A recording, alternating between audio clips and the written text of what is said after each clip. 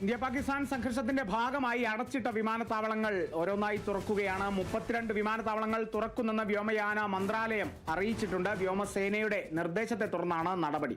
സംഘർഷം രൂക്ഷമായതിനെ തുടർന്നായിരുന്നു 32 വിമാനത്താവളങ്ങൾ അടച്ചത്. ജമ്മു, ശ്രീനഗർ, ഉധംപൂർ അടക്കം വിമാനത്താവളങ്ങൾ അടച്ചിട്ടിരുന്നു. വെടിനിർത്തൽ നിലവിൽ വന്നതിന് പിന്നാലെയാണ് വിമാനത്താവളങ്ങൾ വീണ്ടും തുറക്കുന്നത്. ഈ രീതിയിൽ ജനങ്ങളെ പ്രതിസന്ധിയിലാക്കിയിരുന്നു. അല്ലെങ്കിൽ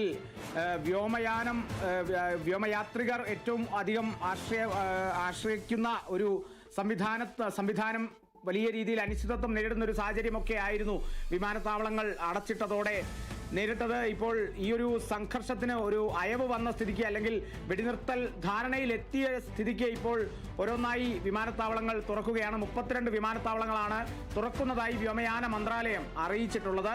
വ്യോമസേനയുടെ കൃത്യമായ നിർദ്ദേശമുണ്ട്. ആ ഒരു നിർദ്ദേശം കൂടി കണക്കിലെടുത്താണ് നടപടി ഇപ്പോൾ സ്വീകരിച്ചിരിക്കുന്നത് എന്നാണ് അറിയാൻ സാധിച്ചത്. പ്രധാനമായും ജമ്മു, ശ്രീനഗർ, ഉധംപൂർ വിമാനത്താവളങ്ങളൊക്കെ നേരത്തെ തന്നെ അടച്ചിരുന്നു. അല്ലെങ്കിൽ ഈ ഒരു വിമാനത്താവളങ്ങൾക്ക് നേരെ ആക്രമണം ഉണ്ടാകുമെന്നുള്ള തരത്തിലൊക്കെ സൈന്യത്തിന്റെ വിശകലനം, അത്തരത്തിലൊക്കെ അനുമാനങ്ങളൊക്കെ ഉണ്ടായിരുന്നു. വെടിനിർത്തൽ നിലവിൽ വന്നതിന് പിന്നാലെയാണ് ഇപ്പോൾ വിമാനത്താവളങ്ങൾ വീണ്ടും തുറക്കുന്നത്.